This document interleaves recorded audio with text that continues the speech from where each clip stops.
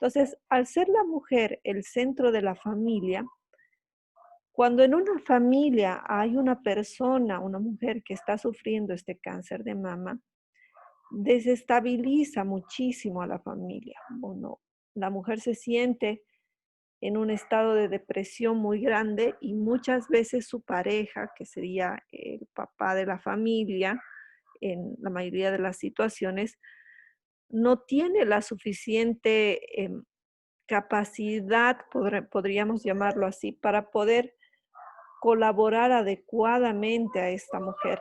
Y por lo general es la misma mujer que termina apartándose, separándose, haciendo que el proceso sea más difícil y más doloroso para toda la familia.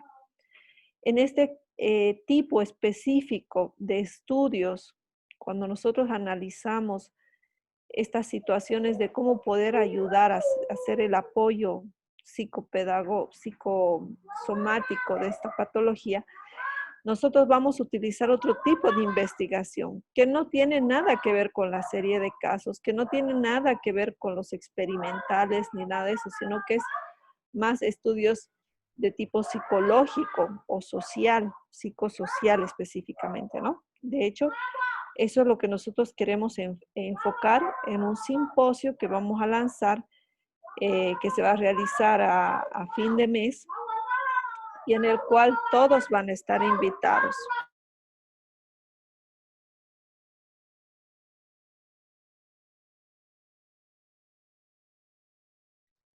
Bueno, van a disculpar un segundo, pero tengo un vecino canino un poco bullicioso y tengo una niña que es 3 veces más bulliciosa, ¿ya?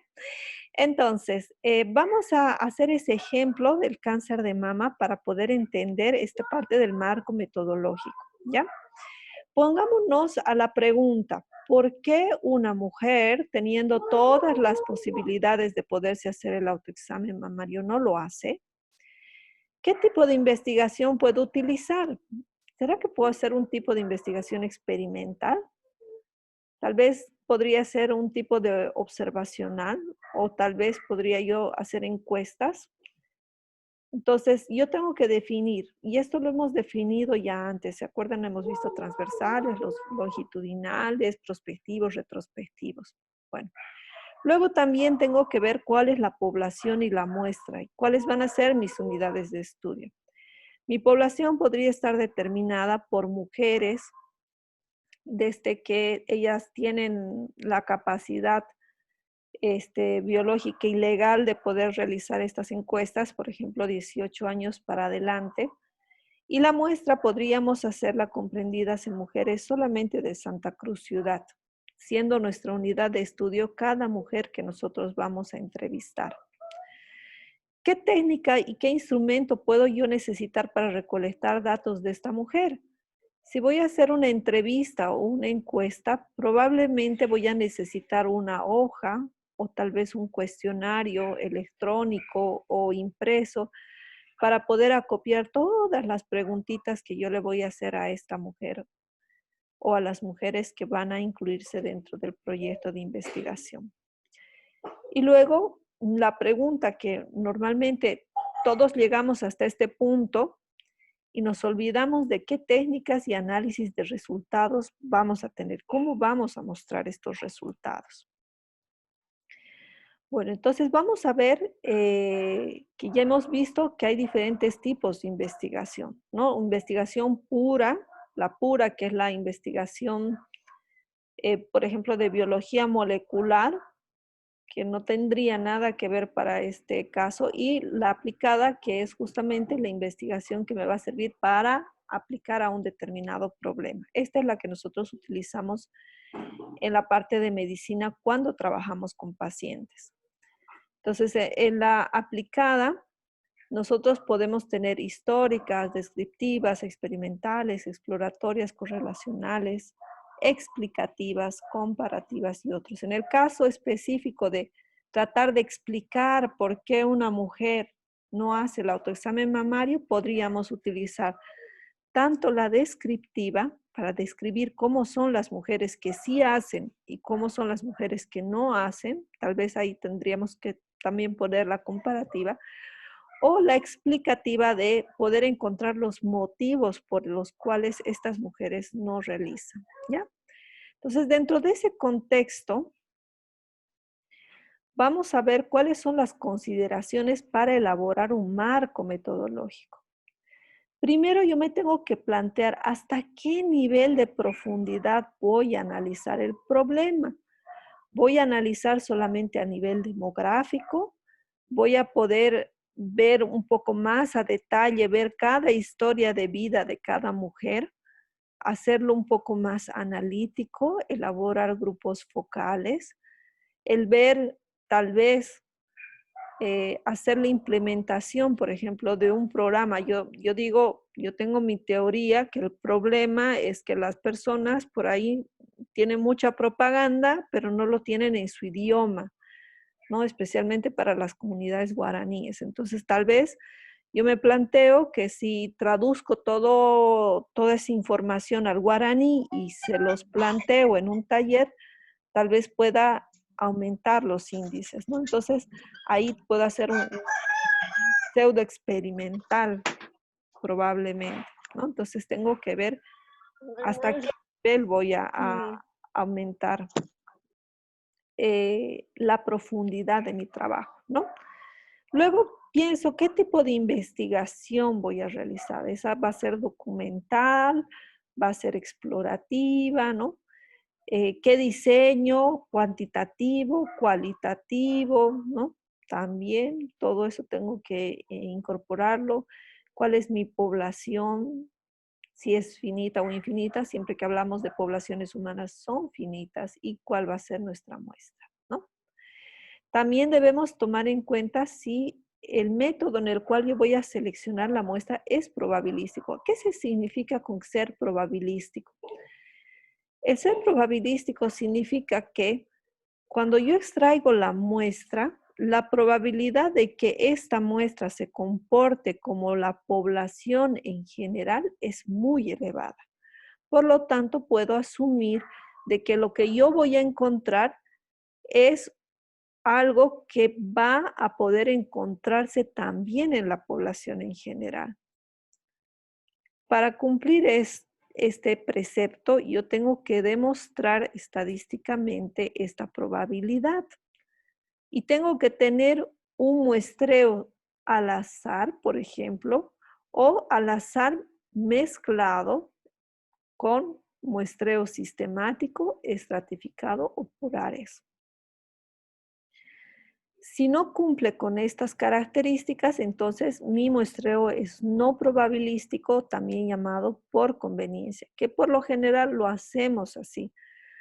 Porque si bien nosotros vamos a tomar estrategias grandes y amplias que quisiéramos que se apliquen a todas las poblaciones, poniéndonos la mano al pecho, sinceramente, cada población es tan distinta a otra que es mejor utilizar técnicas específicas para una población que utilizar una misma técnica que trate de adaptarse a todas las poblaciones, que ya lo hemos visto que no funciona, que muchas poblaciones no funcionan. Tal vez en algunas como el lavado de manos, ¿no? O sea, nos ha metido tanto miedo con el coronavirus que bueno, la mayoría hemos optado por lavarnos las manos, utilizar barbijo, tener siempre el alcohol en gel o el alcohol al 70% líquido en asperjador, pero va a haber otra población que no lo va a hacer. Entonces pensemos, la población vulnerable, la que está más expuesta a estas patologías, ¿será que va a requerir estas estrategias para las masas? Yo, sinceramente, dentro de lo que he visto en promoción en salud, no funciona. Las personas que más se cuidan son las que acatan estos mensajes masivos. Lo acatan bien, lo acatan rápido, pero no son las más vulnerables. Las más vulnerables son justamente aquellas que no tienen la costumbre de acatar aquello que se lanza al común denominador. Con ellas hay que trabajar de forma más específica. Bueno, luego me pregunto cuáles son mis instrumentos, cómo voy a validar y bajo qué niveles de confiabilidad van a tener mis instrumentos.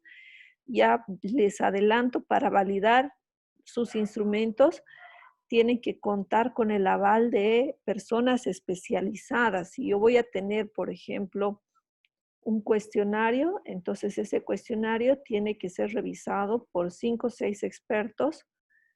eh, o si yo tengo un instrumento de medición, tengo que calibrarlo y tengo que tener la autorización de calibración de ese instrumento, ¿ya? Cuando hablamos de confiabilidad, nos estamos refiriendo a que los resultados que nos van a dar realmente son los resultados que nosotros estamos buscando. Por ejemplo, yo le pongo a la pregunta a la pacientita que voy a entrevistar, le pongo, ¿usted sabe qué es el cáncer de mama? Y le pongo como alternativas sí y no. Y ella me pone que sí. Ok. Pasado unos días, yo, que soy la tutora de su trabajo de investigación, le digo, esta señora Juanita dice que sí sabe del cáncer de mama. Sí, bueno, la llamo por teléfono y le pregunto, ¿qué sabe sobre el cáncer de mama? Sé que me voy a morir si me da el cáncer. Le pregunto, ¿y sabe cómo puede usted tener el cáncer de mama? Parece que es contagioso, no sé. A mi mamá le ha dado, parece que a mí también me puede dar. Entonces yo ahí empiezo a sospechar y digo, ¿será que realmente sabía o es que ella creía que sabía? Entonces, piensen bien en este tema de la confiabilidad. La confiabilidad es que lo que yo estoy poniendo y lo que yo estoy midiendo realmente es confiable. Tal vez la pregunta no debería haber sido si conoces sobre el cáncer de mama o no, sino tal vez colocar algunas preguntas que nos indiquen cuánto sabes sobre el cáncer de mama, porque saber sobre el cáncer de mama uno puede saber mucho o puede saber muy poco. ¿Ok? Bueno, ¿qué técnicas se utilizarán para el procesamiento de la información? Si yo utilizo ahora aplicativos, que es lo que normalmente estamos haciendo en esta época de pandemia, el registro, la clasificación, la categorización y la tabulación se hace de forma automática, ¿ya? El mismo programa te lo hace. Pero si yo lo voy a hacer a la antigua, con mi papelito, con mi hojita, ¿no? Voy a tener que pasar nuevamente y tabularlo uno por uno en una matriz de Excel como lo estamos haciendo en estadística. Esto también, cuando yo hago investigación cualitativa, donde yo busco información, puedo hacer entrevistas o grupos focales, tiene otra manera de poder registrarse, clasificarse, codificarse y analizarse. Y para eso también tengo que decir qué técnicas voy a utilizar para el análisis de la información. Aquí si fuera cuantitativa, voy a decir qué tipo de gráficas, qué tablas, qué medidas de tendencia central, qué variable versus qué otra variable voy a contrastar, con qué test estadístico. Y si voy a utilizar investigación cualitativa como ser una revisión bibliográfica o ser una serie de entrevistas, voy a ver expertos y gente relacionada.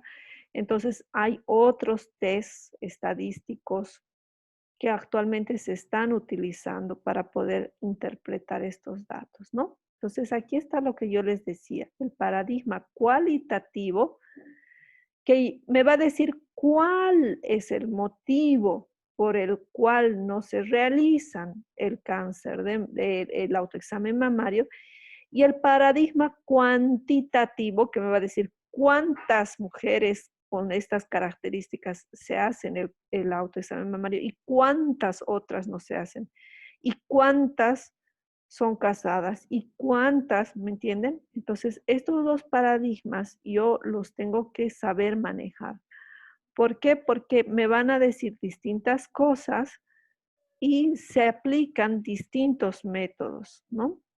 En el ejemplo del cualitativo, yo voy a ver el fenómeno que yo quiero comprender la conducta de ese fenómeno. En este caso, hablando de pacientes humanas, la conducta humana. Por eso los psicólogos, los sociólogos utilizan mucho el paradigma cualitativo, porque van a tratar de entender los motivos o las razones por lo cual está sucediendo ese fenómeno. Y normalmente estos fenómenos van a ocurrir por cosas que no puedo medir. Por ejemplo, yo no puedo medir el miedo que puede tener una mujer al hacerse un autoexamen mamario y encontrar una protuberancia. Yo no puedo medir la angustia que tiene el esposo de esa mujer que tiene que afrontar una mastectomía.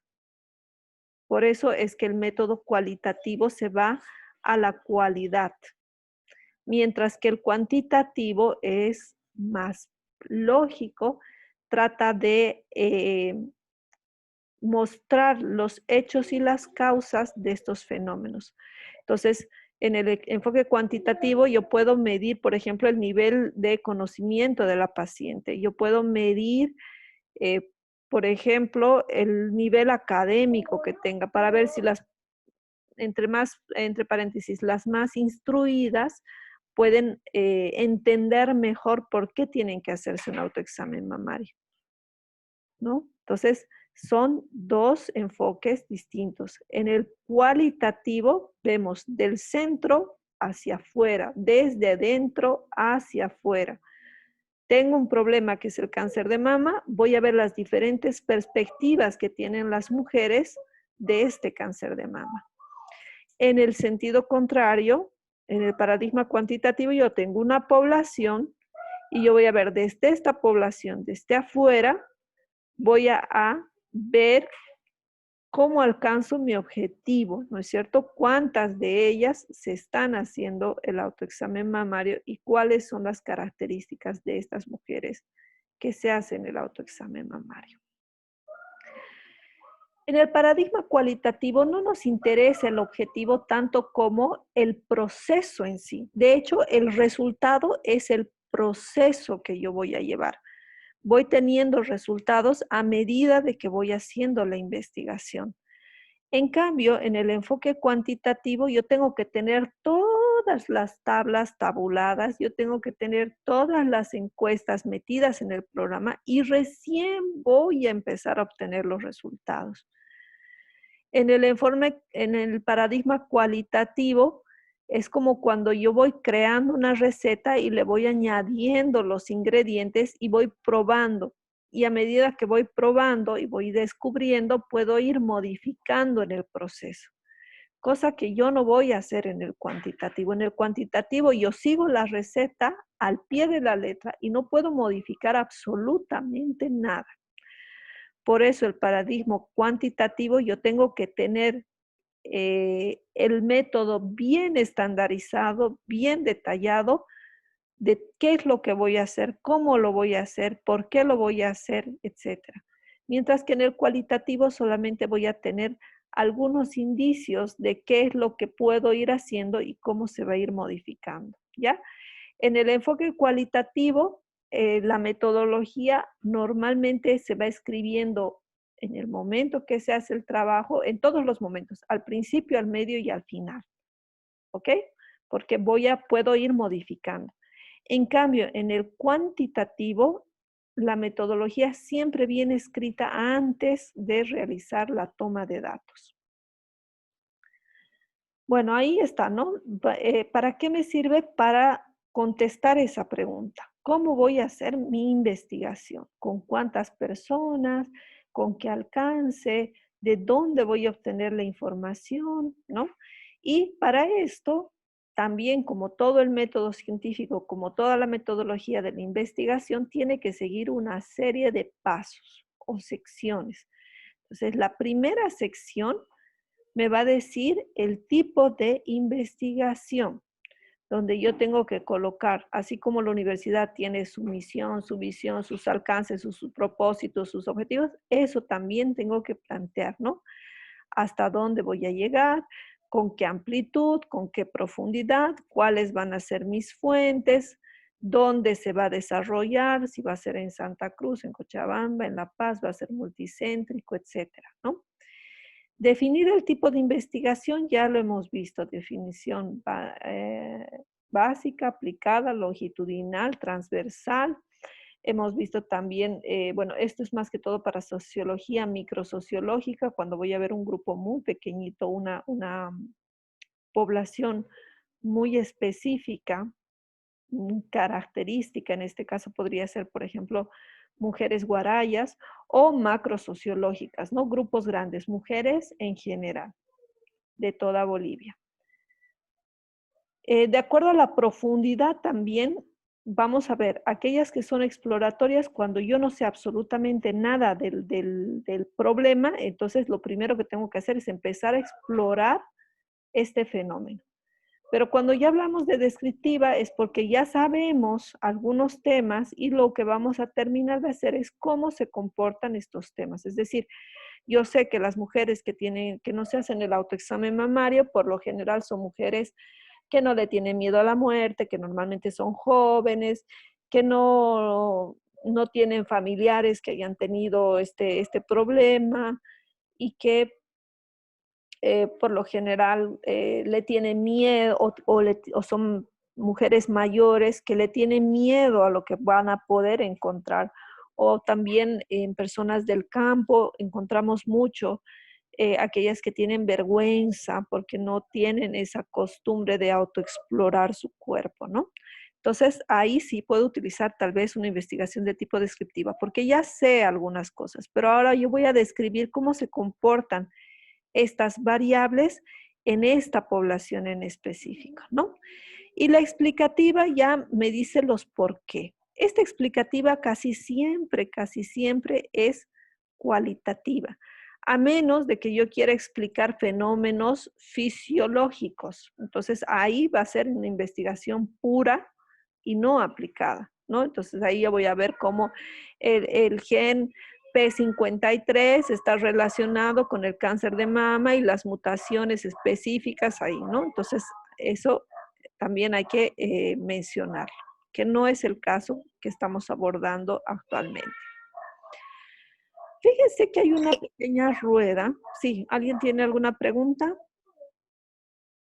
¿Hasta aquí? No, espero que les esté entrando bien este tema de cáncer de mama. Estamos haciendo concientización a medida que vamos viendo la metodología. Existe una rueda, que es la rueda del diseño metodológico, de los alcances del diseño metodológico. Y que me dice que si yo quiero explorar un fenómeno, lo primero que tengo que hacer es observar y leer. Y de todas estas observaciones y lecturas voy a realizar un registro. Por lo general, estas son las revisiones bibliográficas, donde yo exploro el problema, ¿no? Entonces, normalmente ustedes siempre empiezan con una revisión bibliográfica porque todavía no han avanzado fisiopatología, todavía no han visto atención primaria en salud, todavía no han visto ginecología, etcétera. Entonces, por eso es que normalmente primero les pedimos esta exploratoria. Descriptiva, ya cuando vemos materias como bioestadística, epidemiología. Comparativas, cuando ustedes ya pueden ver las semejanzas y las diferencias entre lo patológico y lo normal, ¿no? Entonces, aquí cuando ya estén en un nivel fisiopatológico. Analíticas, ya cuando vean, por ejemplo, ustedes medicina basada en evidencia, donde analizan diferentes enfoques que tienen los científicos sobre un mismo tema.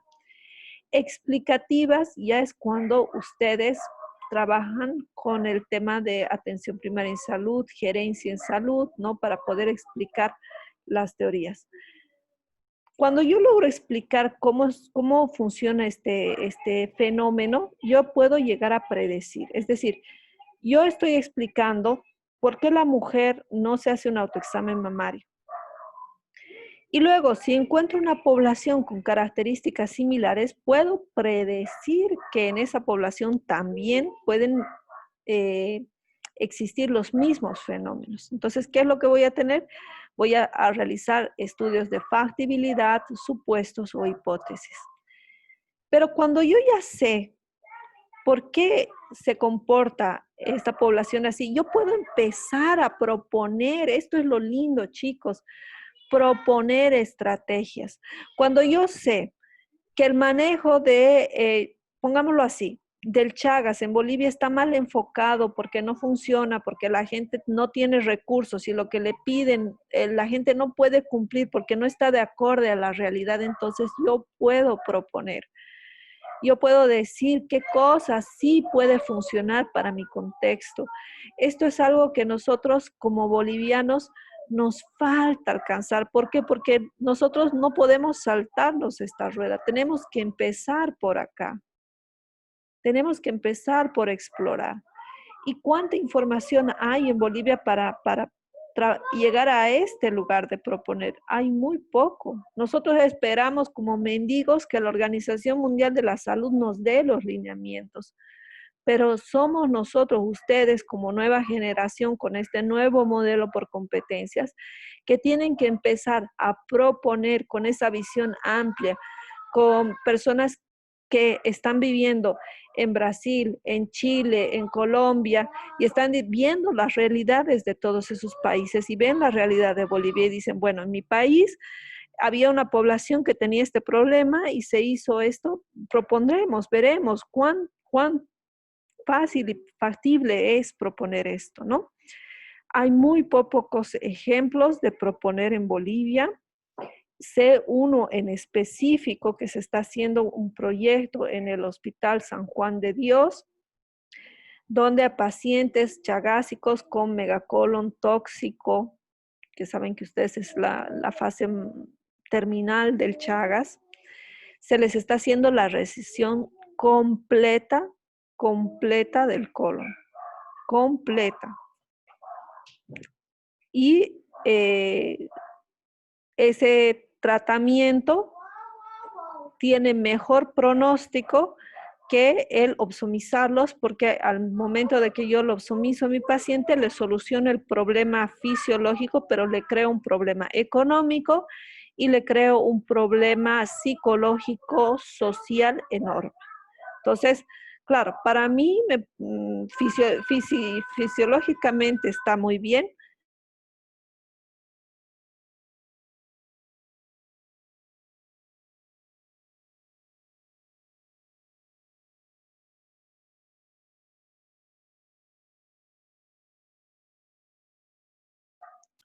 Entonces, van a disculpar. Eh, yo, se me fue, ¿no? Para mí mis valores médicos pueden estar muy buenos. Puedo haber solucionado el problema del paciente, pero mi paciente va a volver a la semana diciendo que no tiene dinero para comprarse las bolsitas y pues su mujer lo dejó porque él utiliza bolsas normales y ante cualquier movimiento, cuando él quiere trabajar o caminar, se le rompe la bolsa y ya se imaginarán el problema en el cual se mete, ¿no? Les digo porque les va a tocar, como internos y como residentes. El castigo es ir a limpiar al opsomizado y ahí ni les cuento, mejor que les cuenten sus compañeros de semestres superiores. Bueno. Luego, cuando yo propongo y diseño, también puedo hacer algo que es lo que nosotros queremos en la Unifrance, modificar estilos de vida para que mis pacientes no tengan que caer en la enfermedad. Fíjense que nosotros estamos empezando a veces por acá, por las patas, ¿no? ¿Cómo yo voy a modificar el pensamiento de esa mujer que no se hace el autoexamen mamario si yo no he pasado por todas estas etapas? Si no la conozco, no conozco a profundidad el problema. Entonces, probablemente mi intervención está destinada a fracasar. Entonces, yo tengo que tener todo este soporte para llegar al proceso de modificar. Por eso es que los países que están muy avanzados se dan el lujo de modificar, de hacer medicina preventiva, cuando nosotros todavía estamos batallando con patologías que se han erradicado en otros países. No estamos pataleando con tuberculosis, tenemos todavía sarampión, hay lepra, hay leishmaniasis, ¿no? No vamos a llegar a modificar los estilos de vida si no llegamos primero al meollo del problema. Por último, los últimos dos pasos serían el de confirmar que nuestra intervención ha generado el logro de objetivos. Y por último, siempre tengo que evaluar. Tengo que evaluar porque si bien en este momento, en este instante y para esta población funciona todo muy bien, puede ser que la llegada de algún ente modificador haga variar todo el esquema nuevamente. Por ejemplo, llegó el coronavirus y la mujer que tenía un espacio libre para hacerse el autoexamen mamario porque no estaba su esposo, no estaban sus hijos y se tomaba su ducha tranquila, donde podía autoexplorarse, ahora todos están en la casa y pues se siente más intimada, se siente más observada y deja esta práctica. Entonces, fíjense cómo un factor externo está modificando. Y si nosotros no hacemos ese proceso de evaluación, vamos a seguir pensando que las condiciones siguen iguales y por ende mi programa sigue igual. Bueno, vamos avanzando porque si no, no nos alcanza el tiempo. Ya tenemos 2 minutos más acá, se corta y entramos por favor a la siguiente sesión, al mismo link.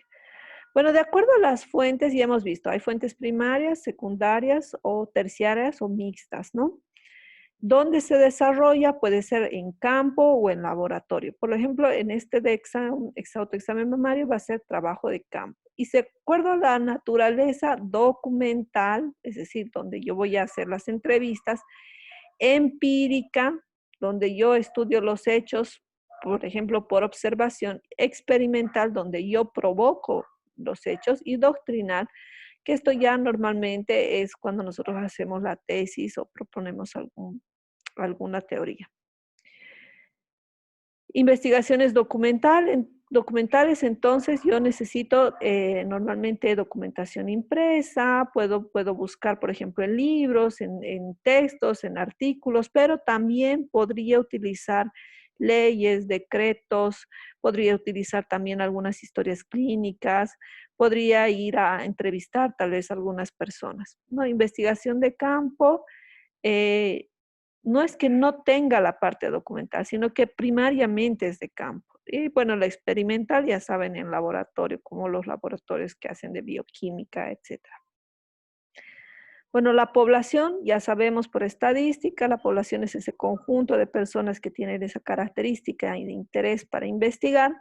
Y lo vamos a dejar aquí y entramos a la siguiente sesión porque ya se nos fue el tiempo.